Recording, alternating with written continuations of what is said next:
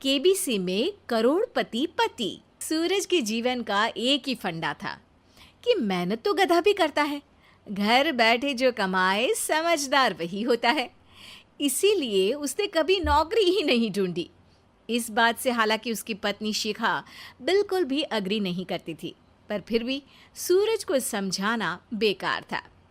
TV में कैसे बनोगे करोड़पति का ऐड देखकर उसे लगा कि बस अब तो घर बैठे ही वो करोड़पति बन सकता है, और उसके पीछे उसने अपने सारे सोर्सेस एक्टिव कर दिए।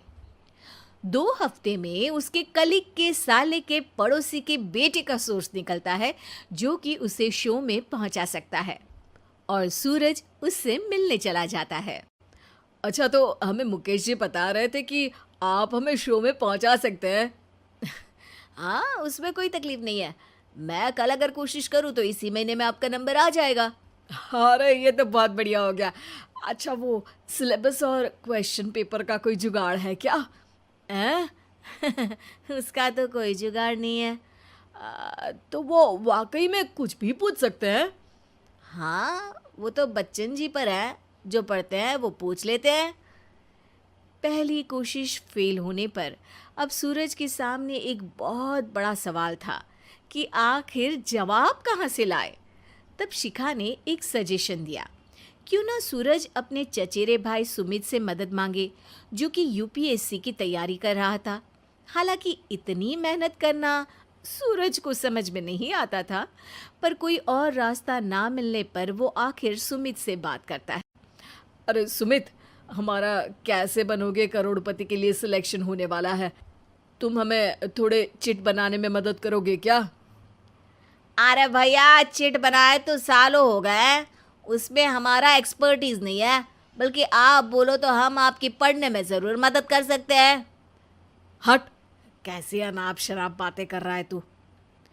सूरज ने सुमित को मना तो कर दिया था, पर तैयारी करने के सिवाय कोई चारा उसे दिख भी नहीं रहा था। खासकर जब 12 के पेपर लीक करने के एक्सपर्ट शुक्ला जो भी हाथ जोड़ लेते हैं। आखिर सूरज को सुमित के पास जाना ही पड़ा, और उसने सुमित और शिखा से वादा किया कि वो बहुत मेहनत करेगा।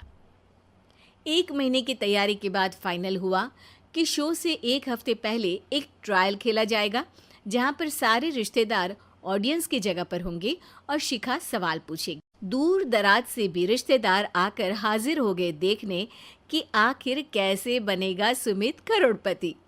सब कुछ सेट था, और इतने में सूरज आकर अपना स्पीच देता है। ये 1 महीना मेरे लिए आसान नहीं था, पर अपने भाई सुमित और अपनी पत्नी शिखा की मदद से मैं इतनी दूर पहुंच पाया हूँ। मेरे मम्मी पापा के आशीर्वाद ने भी बहुत साथ दिया है मेरा। मैं उम्मीद करता हूँ कि आज के शो में आप लोगों को बहुत मज़ा आएगा। साक्षी पहला सवाल पूछती है और पूरे कमरे में सन्नाटा छा जाता है। इंडिया में कितने स्टेट्स हैं? 3, सॉलिड, लिक्विड और गैस। अरे रुकिए, तो ऑप्शंस तो देने दीजिए। इतने में 5वीं कक्षा का चिंटू बोल उठता है। अरे क्या मामा, आप तो पहले सवाल पर ही आउट हो गए। अरे बेटा, पहला सवाल तो ट्रायल होता है ना। अरे तुम अब देखना। देखने जैसी बात तो थी ही।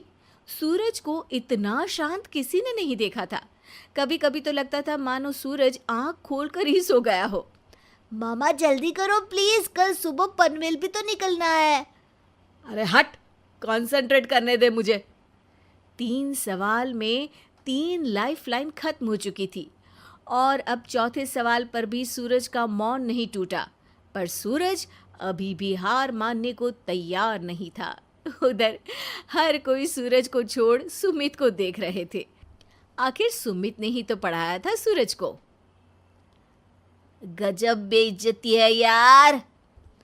अरे बेटा, तो बाप का, दादा का, भाई का, सबका नाम बुड़वाएगा। अरे 3 लाइफलाइन ले ली तो भी तेरा कुछ नहीं होना है। अरे कोई इतनी बात करता है क्या शो पर? अरे बेटा, शो पर तेरे जैसे भी तो नहीं आते ना। सूरज की ये जंग आखिर 1 घंटे बाद 5वें सवाल पर खत्म हो गई, जब उसने इंडिया के नेशनल बर्ड का नाम कहा, कौवा। अरे बेटा, मजा तो बहुत आया, बस थोड़ा टाइम पर खत्म होता तो आनंद भी आ जाता। ताने बारिश के बूंदों की तरह बरस रहे थे और सूरज को भी समझ आ रहा था कि ये करोड़पति बनना शायद उसके बस के बाहर की बात है। पर वो आखिर ये बात मान कैसे लेता? वो सख्त लौंडा जो ठहरा, उसने सोचा कि बेइज्जती तो हो ही चुकी है, पर अगर मैं हार नहीं मानूं तो शायद कुछ हो सकता है। शिखा, तुम देखना, असली शो में आग लगा दूंगा, आग। करोड़पति बनूंगा मैं। हाँ, सब्जियां खत्म हो गई है घर पे, ले आओ। पहले पति बन जाओ, फिर करोड़पति बनना। अरे गजब बेइज्जती है यार। बेटा, अभी तो घर पर ही हुई है, 1 हफ्ते में तो तुम देश के सामने करवा कर आओगे। वैसे जब टीवी पर जाओ ना, तो बस अपने मम्मी का ही नाम लेना, ठीक है? कोई पूछे तो बोलना कि पापा नहीं है मेरे। अरे पढ़ाई की, पेपर निकलवाए, इतने सारे लोगों को खाना खिलवाया, क्या फ़र्क पड़ा? इसीलिए मैं कहता हूँ कि मेहनत तो गधा भी करता है, घर बैठे जो कमाए वही सिकंदर। लेकिन मामा, गधे भी जानते हैं कि हमारा राष्ट्रीय पक्षी मोर है।